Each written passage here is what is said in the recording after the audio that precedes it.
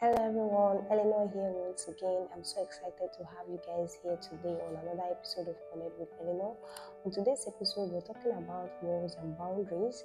But before we get right into how to differentiate between a wall and a boundary, kindly like, share, and subscribe to my channel.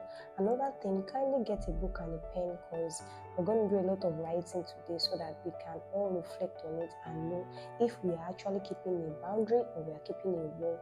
So let's get right into today's topic. Now let's talk about a boundary. What is a boundary? A boundary means that the line that you draw, that you surround yourself with to protect you from harm, to protect you from hurt, to protect you from people taking advantage of you. A boundary, as much as every relationship thrives on trust, thrives on intimacy, vulnerability, boundary is one essential part of every relationship. Because if this person does not know that, okay, this is a line that I must not cross when I'm dealing with this particular person, they won't actually know that this is the thing you don't like, this is what you like, because you are not voicing out your boundaries. So I'm going to be giving us the points to differentiate between a boundary and a wall. But let's first talk about a boundary. Boundaries are like guardian angels. They protect us. They protect our emotional state, our mental state, while maintaining healthy relationships in our lives. Boundary helps us to determine what is okay in a relationship and what is not okay. I have a particular friend that she has her boundaries, and it's that no matter how if she does something to offend you, she prefers you coming to voice it out to her and say, okay, this is what I did to offend you, instead of you going outside and telling other people. But the truth is, as much as she has that and she's thinking that is actually a boundary, the truth is you cannot control what other people will do because we are humans. But you can actually control the way you respond to it. What she could have actually told her friend is that, okay, we have issues between ourselves as friends. I would like you to please come and talk to me first before going to others. I don't really feel comfortable with it. And if the person now decides to go against it, and it doesn't mean that you will now see them as a bad person or you take an offense, you just see it as they are humans. So I just gave you a little example of how boundary works out. You don't demand of others. You can tell them that this is the boundary that I have, and they can decide not to keep it. But you will not change your boundary because of anybody, and you will not change your standard because of anybody, but you can give room for flexibility. Let me give you 4 points on how you can know whether you have a boundary or you have a wall. First thing is that you have clear expectations of how other people can treat you.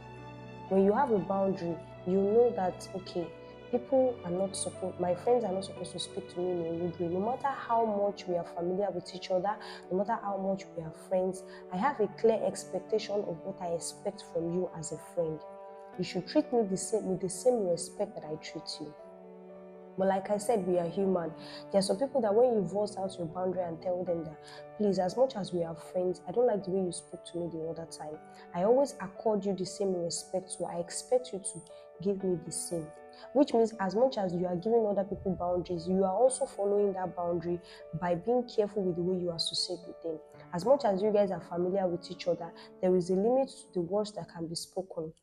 Especially if you are someone that you are sensitive about words. So you need to communicate that boundary. You need to let them know that I don't feel comfortable if you're speaking to me in a negative way. I'm not somebody that likes something like that. Then if the person now decides that they still want to continue, then you can slowly withdraw from the relationship. But at least you voiced out your boundary and you're not ready to compromise because of anybody. Another thing is that about boundary is that when they are crossed, you can address the situation openly and hear from each other's perspective. Okay, let's say that someone crosses your boundary, like you are not someone that you like someone speaking negative words, because there are some friends that they speak negative words to themselves and say they are joking, we are just laughing with each other, it was a joke. And you're someone that you don't take jokes, you don't even like it. Now, and you've actually told your friend about it and they still cross that boundary. There is a way you can ask the person, my friend, I actually told you that I don't like this thing and you still did it. What exactly happened? Even though you knew that this was something that it hurts me when you do it. It hurts me when you speak negative to me. I just don't like it. I cannot take it. And yet you still decided to break this boundary. What exactly happened? Take your time to hear from the person's perspective. If the person now says, I said it, there's nothing you can do, then you obviously know that this person does not respect you enough for you to be in a relationship with them or in a situationship or in a friendship with them. It's obvious that this person does not respect you, because if they respect you, they will respect your boundaries. Part of loving people is you knowing that you cannot treat them the same way. Everybody is different. There are some people that they take jokes lightly. There are some people that they don't do, you just don't joke with them. For someone like me, as much as I play a lot, I'm very funny, I'm very jovial, there are some jokes that I will not take from you, especially when it comes to negative words, which is why I use this as an example, because there are some people that they speak negative words to themselves in the hope that, I was just joking, I was just playing, because I know the depth of the power of words, and I know that our words carry power. So I don't let anybody speak to me anyhow.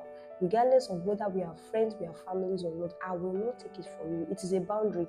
It doesn't mean that I don't give room for your humanity. There are times that you make mistakes, but there are times that people actually intentionally do that thing and cross that boundary. But since you know that, you know how to deal with the person. Another thing is that boundary creates space, and it creates space for growth. It creates space for vulnerability in the relationship. There are some people that they are used to saying negative words to others. It will take them a lot of time before they can adjust.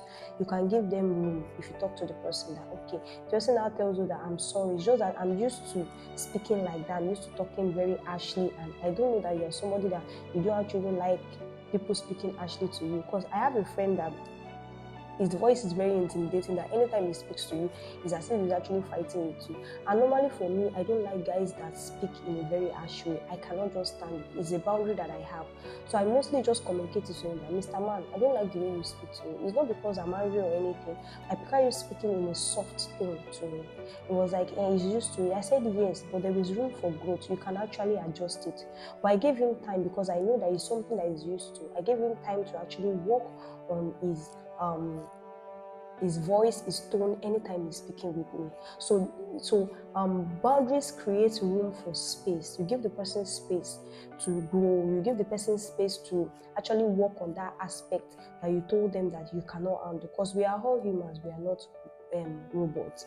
Another thing is that when you have a boundary, you accept the point of view of others. If you, okay, let's take for example, you told someone that, okay, I don't want you to come, and anybody that comes to visit me by 7 p.m., I'm not opening the door of my house, and you just decide that is the boundary that you want to keep, without hearing the point of view of others. You might have a friend that maybe it's not their fault, they were actually stranded and they had to come and knock at your door at that particular point in time. The truth is, they have their own perspective. That's why it is a boundary. You will ask from the person's perspective, why do you keep crossing this boundary? There has to be a reason. Then if the person now tells you that, actually, I planned on coming to your place earlier, but there was a hold up, there was traffic jam, and I couldn't get to your place before 7 o'clock. That was what happened. You should give room for that person to grow. That's why boundaries are always healthy. You communicate it, give the person an opportunity to work on it and grow. And the person is probably not working on it. They keep repeating the same thing over and over. Then you can take a step back, communicate it, and tell the person that, as much as I love you, as much as I care about you, you cannot keep treating me this way. I don't treat you any less than you are. So I expect you to accord me the same respect. That is how boundaries work. There is always communication. There is always room for growth. There is always healthy relationship.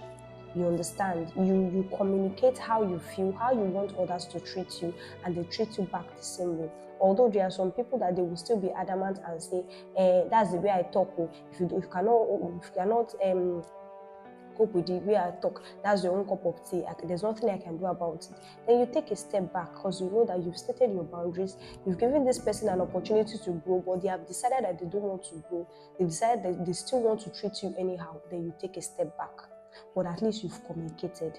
Now let's talk about walls. Walls are like fortress and barrier. They also protect you from emotional trauma. They protect you from past hurt, from repeating the mistakes of the past. But at the same time, they prevent you from really having an honest conversation with others. Walls may provide temporary relief for you, but they will hinder your personal growth. They will hinder your emotional intimacy. You will not be able to communicate to others because in your mind, you are like, even if I communicate that this is my boundary, these people will still do the same thing. So I'd rather just shut them out and take them out of my life and do as if they don't exist. Now, mostly, walls are based on fear. They are based on anger. They limit an open, honest relationship. Because of what another person has done for you in your previous relationship, you feel like there is no point in even telling other people that come into my life that, okay, this is what I don't like, this is what I like. So I rather just shut everybody out. There is no need to communicate how I feel. Also, I rather just keep that walls up and tell them, once you pass this boundary, this friendship is over and it's over, and then you don't look back on it. Even if the person apologizes to you, you will tell the person that you've already crossed this line, you're not coming back again. Let me buttress on something. There was a time in my life where I had my own boundaries because I was like, if you just raise your voice at me, like you are my friend and you're talking to me, you just raise your voice at me once. Honestly speaking, I will not talk to you again till Jesus comes. I had that mentality and I felt like it was actually a boundary, but it was a wall because I could have actually talked to the person and said, Mr. Man, the way you're talking to me, I don't like it. The volume at which you're talking to me, it scares me. I don't really like people that have that kind of harsh voice and harsh tone. Please adjust. Then I give the person room to grow. But for me saying that, I'm already saying all these things in my mind, I'm not communicating it. So once I see someone that just uses one harsh tone for me like this, I will not even bother. I've already cut that person out of my life completely. There is no point. The only reason why I can say you can cut people out of your life completely is that maybe you've communicated your boundaries to them several times and they refuse to change. You obviously know that this person is not willing to change, this person is not willing to treat you with respect, then you move forward.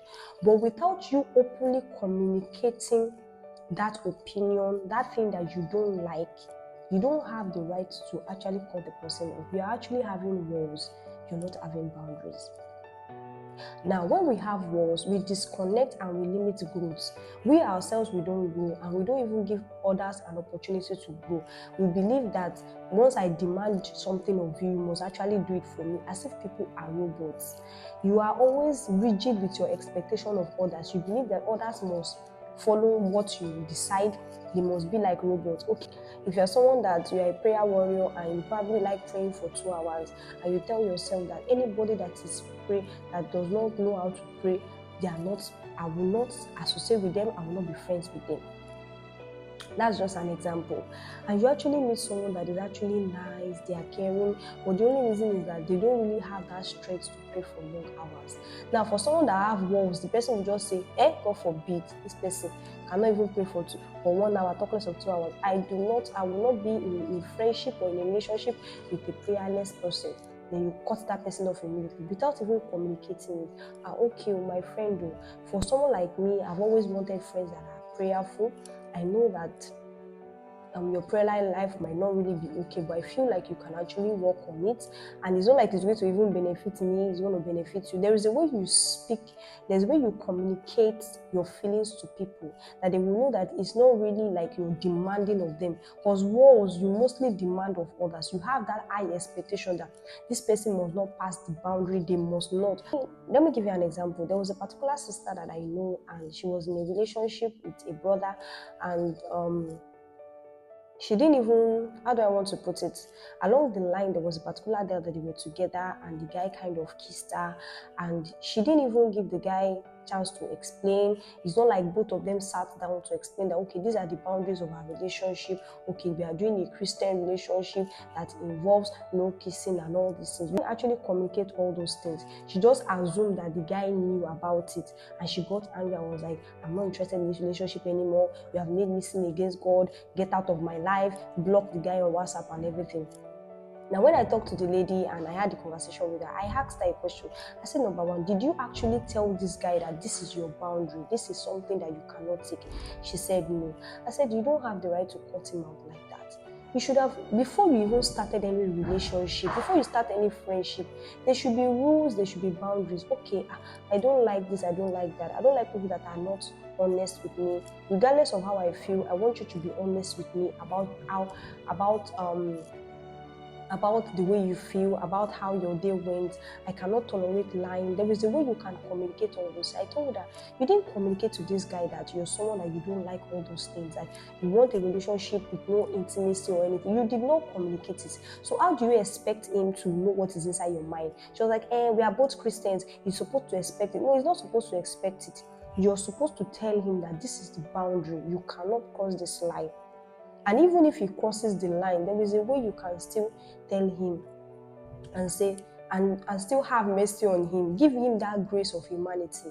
Then later she went to meet the guy, and the guy apologized, was like, he didn't even know that it was something bad. It felt like, as long as like people are doing anything, it felt like kissing was a normal thing. And the girl was like, yes, it might be normal to some people, but for me, I cannot take it in a relationship. So everybody has their own idea of boundaries. Everybody, some people might be okay with this, some people might not. Some people say when they are in courtship, they will say no hugging.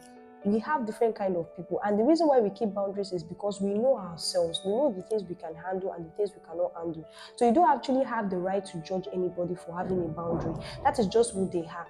If they communicate their boundary to you, it is now your job to actually adjust yourself towards making sure that those boundaries and those lines are not cut.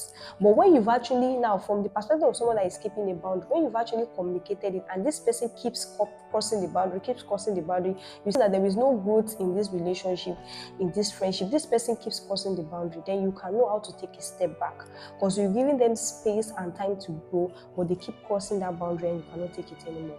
So that's why I always tell people that even in friendships, if you know that you're someone that you don't like someone just speaking to you anyhow, as much as you play and joke, you are very careful with your words with people. I feel like you can communicate it to your friend. As much as I'm someone that I'm nice, I'm jovial, foul language like you're stupid, you're this, you're that, just in the name of friendship, I will not take it from you. And I would like you to accord me respect as much as I respect you. Now, once you communicate that to your friend knows that, okay, this friend that I have is someone that he doesn't like something like that. So the person will try as much as possible not to cross that line. But if the person mistakenly cross that line, you even know automatically the person will apologize because the person knows your boundary. So that is what we're talking about. Boundary gives room for communication, but once you just assume that the person is a robot, automatically the person must follow your demands. It does not matter. Once you cross that line, it is over. The thing about wars is that it creates isolation and loneliness. How many people do you want to cut off in your life before you learn your lesson? Even there are people that they are actually good, they're actually good people. Yes, everybody has flaws, and flaws are even what makes us human. So I feel like you should actually give that person an opportunity to grow. Go to a point I was telling myself that what is even the point in even communicating your boundary when this person will not even answer you, they will still be misbehaving. So I better just cut the person off completely. But you're not supposed to do that. That's why we are humans. We need space to grow. We have to grow. So please, as much as we need boundaries in relationship, they are what makes relationship healthy. They let people know that as much as I love you, as much as I care about you, there is a way you must treat me, there is a way you must speak to me. You must give people an opportunity to grow, because we are all humans and we make mistakes. I hope you were able to enjoy today's episode. I mean, I could talk on and on this topic. Topic is really something that is very sensitive to me, because I cut off so many people in my life in a bit to have boundaries, but I didn't know that I was having walls. It took me a lot of time, but I'm actually grateful for this opportunity to share this idea with you, so you can actually pin down and write down all those things that I said, then reevaluate your relationships. People that you could have actually given a second chance, but you cut them off in your life because you felt like, okay, this is a line you must not cross, and you didn't even communicate that, okay, this was what you did wrong. Or actually you communicated, but you didn't even give them at least a little grace of time to work on their character. So I feel like these are the areas we need to adjust. Thank you everyone for watching today's episode of Connect with Eleanor. I hope you were able to reevaluate. I hope you were able to learn, because I really learned a lot, and I'm going to work on all these things and make sure that I'm not creating walls, but I'm actually creating boundaries. I love you guys. See you in another episode. Bye.